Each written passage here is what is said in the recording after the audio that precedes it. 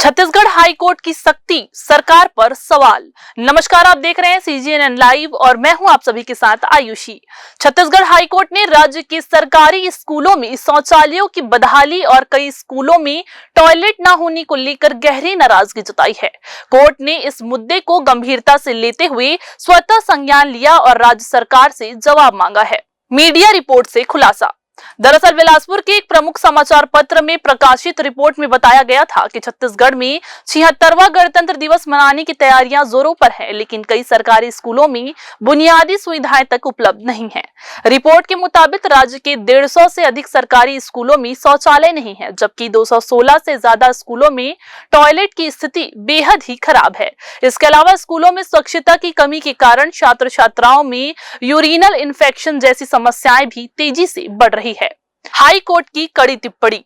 High court ने इस report को आधार बनाते हुए इसे गंभीर जनहित का मामला माना और स्वतः संज्ञान लेते हुए सुनवाई की।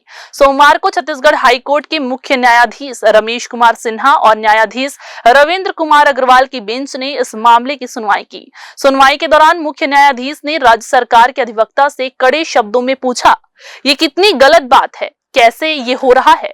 इतने ग्रांट मिलने के बावजूद भी ये स्थिति क्यों बनी हुई है? इसके साथ ही कोर्ट ने स्कूल शिक्षा विभाग के सचिव को नोटिस जारी कर व्यक्तिगत हलफनामा पेश करने का आदेश दिया। सरकारी योजनाओं की पोल खुली। छत्तीसगढ़ सरकार शिक्षा व्यवस्था को सुधारने के लिए हर साल करोड़ों रुपए की योजनाएं लागू करती है, लेकिन इस रिपोर्ट से ये साफ हो गया है कि जमीनी हकीकत योजनाओं से बिल्कुल अलग है। सरकारी स्कूलों में मूलभूत सुविधाएं तक उपलब्ध नहीं है, जिससे छात्रों को भारी परेशानियों का सामना करना पड़ रहा है। बच्चों के स्वास्थ्य पर असर।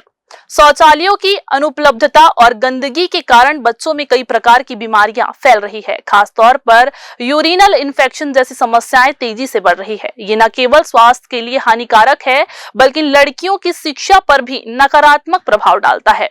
लड़कियों को अक्सर स्वच्छ शौचालय न होने के कारण स्कूल छोड़ने तक की नौबत आ जाती है। जनहित याचिका में तब्दील हुआ मामला।